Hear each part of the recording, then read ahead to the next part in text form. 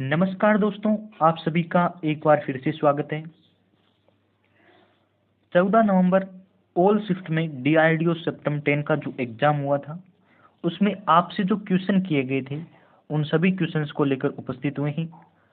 उनके साथ आंसर भी बताएंगे और आपको पूरी डिटेल से क्वेश्चन बताएंगे कि यदि आपका एग्जाम बाद में होना है, जैसे कि टेक्नीशियन ए वालों का एग्जाम अभी हुआ नहीं है, तो उनके भी किस प्रकार के क्वेश्चन पूछे जा सकते हैं।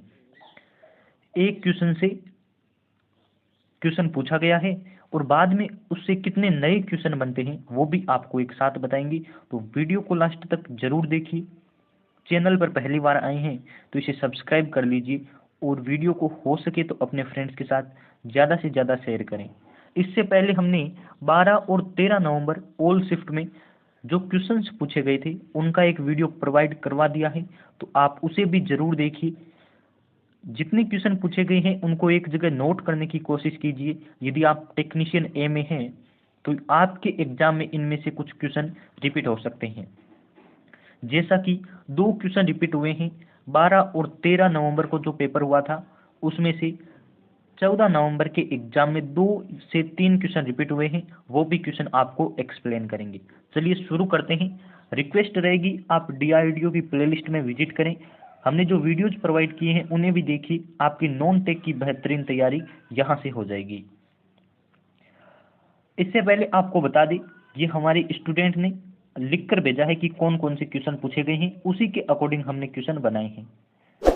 उसने कहा है इंग्लिश में एंटोनियम से क्वेश्चन पूछे गए, सिनोनियम से, लेकिन कौन सा एंटोनियम था कौन सा सिनोनियम था, दो दो क्वेश्चन पूछे गए थे, इसलिए हम आपको टॉपिक ही बता रहे हैं। दो ईरर पूछे गए, दो एक्टिव पैसिव के सेंटेंस, दो डायरेक्ट इनडायरेक्ट इजी पैसेज से भी था, यानी कि पैसेज इजी दे रखा था उससे क्वेश्चन पूछे गए।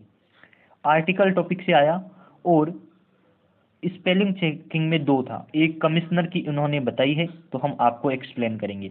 चलिए शुरू करते हैं। आपकी स्क्रीन पर पहला क्वेश्चन है और आप देख सकते हैं ये क्वेश्चन पूछा गया था 13 नवंबर के एग्जाम में, और कल यानी कि 14 नवंबर को फिर से यही क्वेश्चन रिपीट हुआ, लेकिन क्वेश्चन पूछने का तरीका अलग था। टॉपिक सेम था लेकिन दो क्वेश्चन बनते हैं, तो आपको एक्सप्लेन कर देते हैं। पहला क्वेश्चन कह रहा है कि व्यक्तिगत सत्याग्रही कौन थे। तो व्यक्तिगत सत्याग्रह के बारे में आप पूरा डिटेल से पढ़ लीजिए। इस टॉपिक से कोई भी क्वेश्चन आए तो आप इजीली आंसर कर पाएंगे। व्यक्तिगत सत्याग्रह हुआ था 11 अक्टूबर 1940 को। महात्मा गांधी इसमें शामिल थे और इनके साथ दो व्यक्ति और शामिल थे। पहले थे विनोबा भावे। ये क्वेश्चन पूछा गया 13 नवंबर को कि पहले व्यक्तिगत सत्याग्रही कौन थे, तो आपको करना था विनोबा भावे। वहीं जो 14 नवंबर को एग्जाम हुआ उसमें यही क्वेश्चन आया कि दूसरे व्यक्तिगत सत्याग्रही कौन थे, तो आपको करना था जवाहरलाल नेहरू। यानी कि दो क्वेश्चन पूछे गए। हो सकता है टेक्नीशियन के एग्जाम में क्वेश्चन आई कि पहले व्यक्तिगत सत्याग्रह कब हुआ, तो आपको करना है 11 अक्टूबर से 1940। महात्मा गांधी थे, उनके साथ पहले व्यक्ति विनोबा भावे और दूसरे व्यक्ति थे जवाहरलाल नेहरू। इस व्यक्तिगत सत्याग्रह का दूसरा नाम भी है दिल्ली चलो आंदोलन। तो आपको ये भी क्वेश्चन पूछा जा सकता है कि दिल्ली चलो आंदोलन में पहले सत्याग्रही कौन थे, तो विनोबा भावे, दूसरे जवाहरलाल नेहरू। और ये कब तक चला, तो 1942 तक ये आंदोलन चला। 11 अक्टूबर 1940 से 1942 तक ये आंदोलन या सत्याग्रह चला। इसका दूसरा नाम है दिल्ली चलो आंदोलन। यानी कि मैंने आपके 5 से 7 क्वेश्चन तैयार करवा दिए हैं। अब एग्जाम वाला कहीं से भी पूछे आप एकदम तैयार हैं। चलिए शुरू करते हैं। अगला क्वेश्चन आपकी स्क्रीन पर है, दूसरा क्वेश्चन देख सकते हैं। और ये क्वेश्चन तो 12 तारीख को पूछा गया, फिर रिपीट हुआ, और ये हमने 500 प्लस ऑब्जेक्टिव टाइप क्वेश्चंस की जो नॉन टेक की सीरीज शुरू की थी, उसमें हर वीडियो में यही क्वेश्चन हमने रखा था। जो भी क्वेश्चन आया मंदिर से, इस क्वेश्चन को फिर से एक्सप्लेन किया था और आपने सही किया होगा। ये पूरा आप पर विश्वास है मुझे। 500 प्लस ऑब्जेक्टिव टाइप क्वेश्चंस के जो मैंने 10 पार्ट आपको दिए थे, उसमें से 3 पार्ट से बहुत ज़्यादा क्वेश्चन आए हैं। 3 एग्जाम हुए हैं 12, 13 और 14 नवंबर को। उसमें से 5 से 7 क्वेश्चन हमारी सीरीज से आए हैं। तो बहुत अच्छा लगा हमें कि हमने एक बहुत अच्छी सीरीज शुरू की आपके लिए, जिससे आपको बेनिफिट हुआ। तो चलिए इस क्वेश्चन को भी एक्सप्लेन कर देते हैं।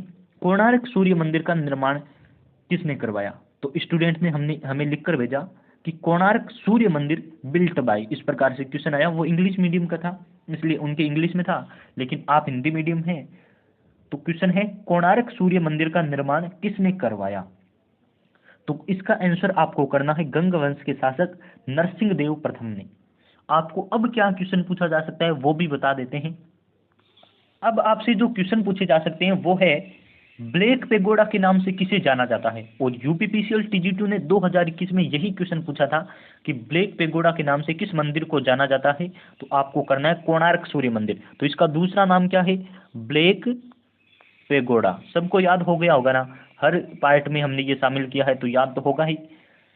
फिर है इसका निर्माण किसने करवाया? गंग वंश ने करवाया। शासक कौन थे? नरसिंह देव प्रथम। और कहाँ है? तो आपको पता है ओडिशा राज्य में स्थित है। 4 क्वेश्चन तैयार हुए कि नहीं हुए? हो गए ना। कोई भी क्वेश्चन पूछे हम उसका आंसर देंगे बस। और अब एक और मंदिर इंपॉर्टेंट है, वो है कैलाश मंदिर। कैलाश मंदिर को भी नोट कर लीजिए। कैलाश मंदिर एलोरा में स्थित है, यानी कि महाराष्ट्र में स्थित है। एलोरा का कैलाश मंदिर आपने सुना होगा, महाराष्ट्र में स्थित है। पहाड़ी काट कर बनाया गया है और कृष्ण प्रथम राष्ट्रकूट ने वंश ने बनाया। तो राष्ट्रकूट वंश ने बनाया है कैलाश मंदिर। एक और इम्पोर्टेंट है, कार्ले का चैत्य, सबसे बड़ा चैत्य है, महाराष्ट्र में स्थित है। बहुत ज़्यादा इंपॉर्टेंट क्वेश्चन मैंने आपको बता दिए हैं, और मेरा यही तरीका होता है कि एक क्वेश्चन के साथ आपको ज़्यादा से ज़्यादा क्वेश्चन प्रोवाइड करवा दूं। जैसा कि मैंने आपको स्क्रीनशॉट में दिखाया था, विद्यार्थी ने हमें लिखकर भेजा था कि एनिवर्सरी की स्पेलिंग। तो एनिवर्सरी की स्पेलिंग इस प्रकार से राइट होती है। ये 12 तारीख की किसी शिफ्ट में क्वेश्चन पूछा गया था। आप किसी भी स्टूडेंट से पूछकर इसका मिलान कर सकते हैं। हम सारे क्वेश्चन विद्यार्थियों से पूछकर ही बताते हैं, चाहे हमें क्वेश्चन 7 से 8 पता होते हैं या फिर 20 क्वेश्चन पता होते हैं, लेकिन हम क्वेश्चन वही बताते हैं जो विद्यार्थियों ने हमें बताए होते हैं। तो एनिवर्सरी की स्पेलिंग इस प्रकार से लिखी जाती है, आप देख सकते हैं। अब एक जो क्वेश्चन है वो पूछा गया 13 नवंबर को, VLSRSAM मिसाइल क्या है? तो इस मिसाइल के बारे में पूरी जानकारी नोट कर लीजिए। VLSRSAM मिसाइल क्या है? इसका पूरा नाम होता है, यानी कि क्या है, तो आपको आंसर करना है vertical launch short range surface to air missile है। मिसाइल का काम ये है कि इसके वर्टिकल से लॉन्च किया जाएगा। मतलब क्या है, मान लीजिए कोई हवा में आपकी दुश्मन का रडार है या दुश्मन का कोई जहाज है, तो उसे खत्म करने के लिए हम वर्टिकल इसे करेंगे लॉन्च, ये ऊपर जाकर इसे खत्म कर देंगे, इसलिए ये बनाया गया। शॉर्ट रेंज है, यानी कि दूरी इसकी छोटी है। रेंज कितनी है नोट कर लीजिए, 50 किलोमीटर इसकी रेंज है। 50 किलोमीटर रेंज है। सरफेस टू एयर है, यानी कि सतह से हवा में वार करती है। तो इतना आपको ध्यान रखना है। कब लॉन्च की गई? 23 अगस्त 2022 को इसे लॉन्च किया गया। 23 अगस्त 2022 को अभी अभी रिसेंटली लॉन्च किया, इसलिए क्वेश्चन आ रहा है। और सफल परीक्षण किया गया। कहाँ परीक्षण किया गया तो वो भी नोट कर लीजिए, चांदीपुर ओडिशा में। चांदीपुर ओडिशा में सफल परीक्षण किया गया। किसको समर्पित की है? ये बनाई है DRDO ने और इंडियन नेवी को समर्पित की है। तो इतना याद कर लेंगे ना।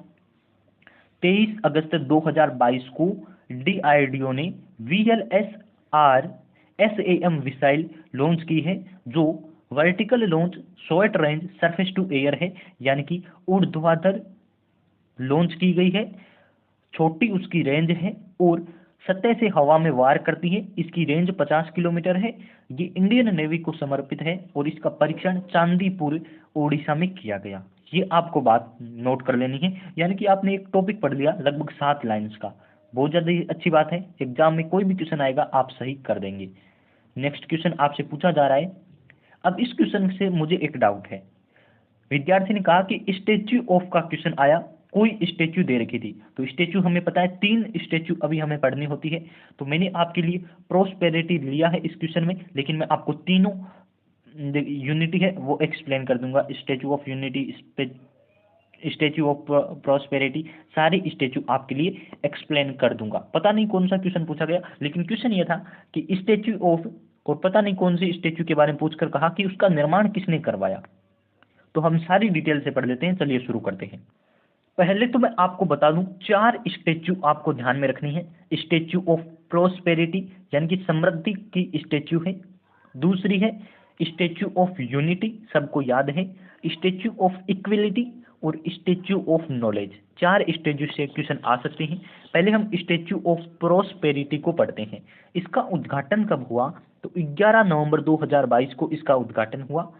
ये 108 फुट ऊंची है, 108 फुट ऊंची है। और इसके बारे में क्या ध्यान रखेंगे, ये बंगलुरु में स्थित है, बंगलुरु में है स्टैच्यू ऑफ प्रोस्पेरिटी। बंगलुरु के संस्थापक है ना नादप्रभ केम्पगौड़ा, उनकी प्रतिमा है, यानी कि बंगलुरु की जिन्होंने स्थापना की है नादप्रभ केम्पगौड़ा, उनकी प्रतिमा स्थित है, उन्हीं कहते हैं स्टैच्यू ऑफ प्रोस्पेरिटी, है ना। और 11 नवंबर 2022 को उद्घाटन हुआ। उद्घाटन किसने किया? तो ये भी हमारे माननीय प्रधानमंत्री श्री नरेंद्र मोदी जी ने इसका उद्घाटन किया।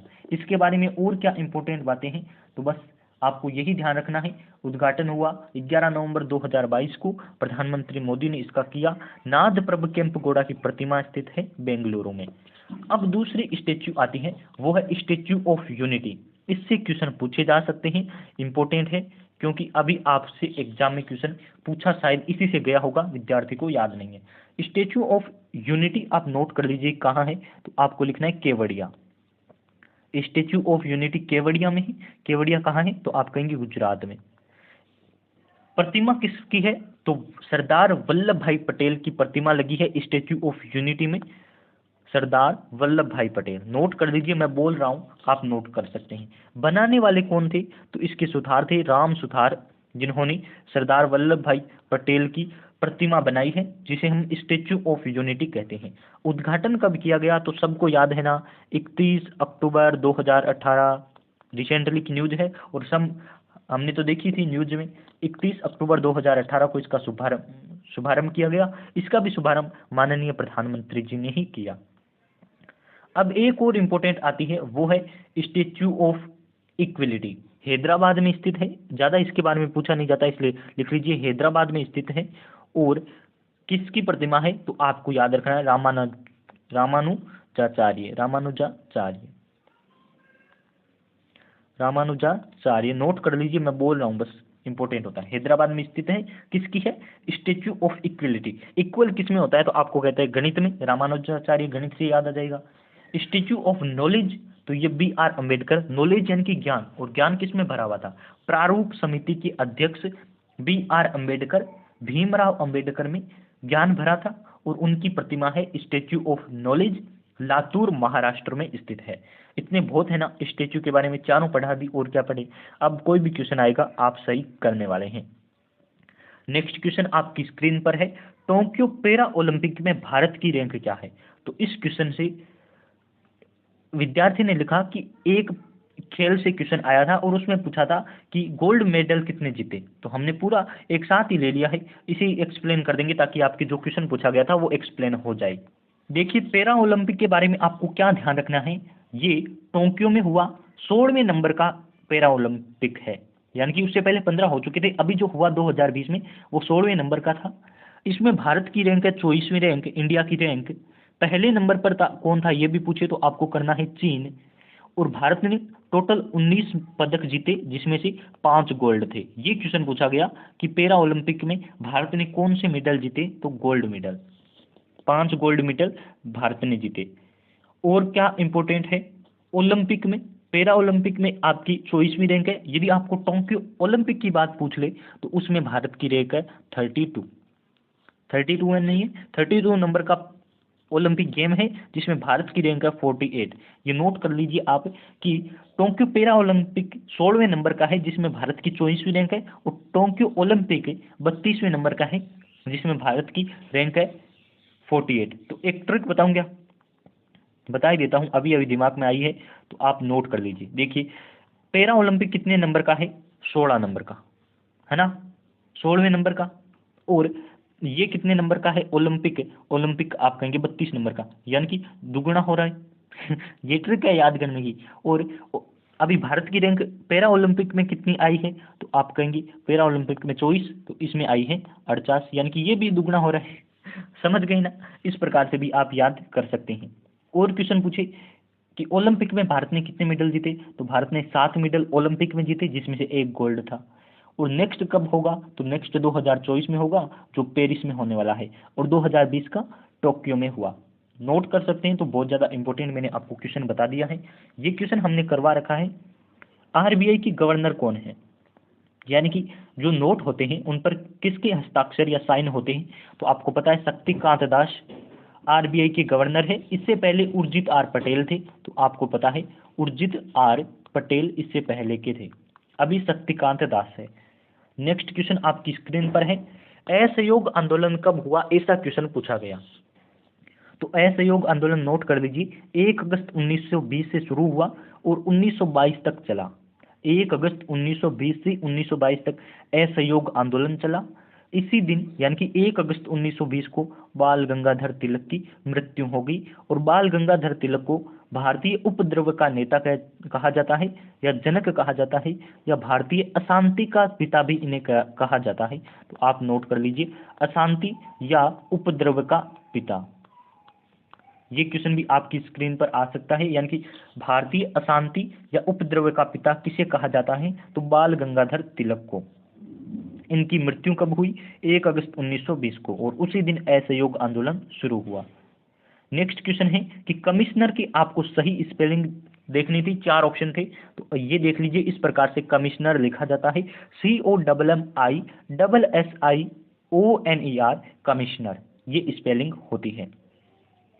नेक्स्ट आपकी क्वेश्चन है जो मैंने एक्सप्लेन कर दिया है, टोक्यो पैरा ओलंपिक में भारत ने कितने गोल्ड मेडल जीते, तो भारत ने टोटल 19 पदक जीते, जिसमें से 5 गोल्ड थे। यदि आपको पैरा की जगह केवल टोक्यो ओलंपिक पूछे तो उसमें भारत ने 7 मेडल जीते, जिसमें से 1 गोल्ड था। रैंक पूछे तो टोक्यो पैरा ओलंपिक में रैंक है, आपने अभी अभी याद की है, 24वीं, और ओलंपिक में रैंक है 48 नंबर की, है ना। ये आपको नोट कर लेना है। नेक्स्ट क्वेश्चन है, गॉड ऑफ स्मॉल थिंग्स के लेखक कौन है, तो God of small thing book दे रखी थी, इसके लेखक कौन है, तो मैं आपको याद करवा देता हूं, अरुंधति रॉय इसकी पुस्तक है, गॉड ऑफ स्मॉल थिंग्स। एक और बुक है इसकी, ये भी आपको आ सकता है, आजादी नाम की पुस्तक भी अरुंधति रॉय की है, तो नोट कर लीजिए। क्वेश्चन आपकी स्क्रीन पर है, आप इन्हें नोट करेंगे जितना ही आपके लिए काफी रहेगा, बहुत अच्छा रहेगा, क्योंकि नोट करने से चीजें ज्यादा याद रहती है, बाद में जब भी पढ़े तो भी काम आएगी। बुक्स एंड ऑथर का तो मैंने एक वीडियो प्रोवाइड करवा रखा है, और उसमें मैंने गॉड ऑफ स्मॉल थिंग्स और आज़ादी दोनों पुस्तक को लिया था और बताया था कि अरुंधति रॉय की है, तो क्वेश्चन सेम रिपीट हो चुका है।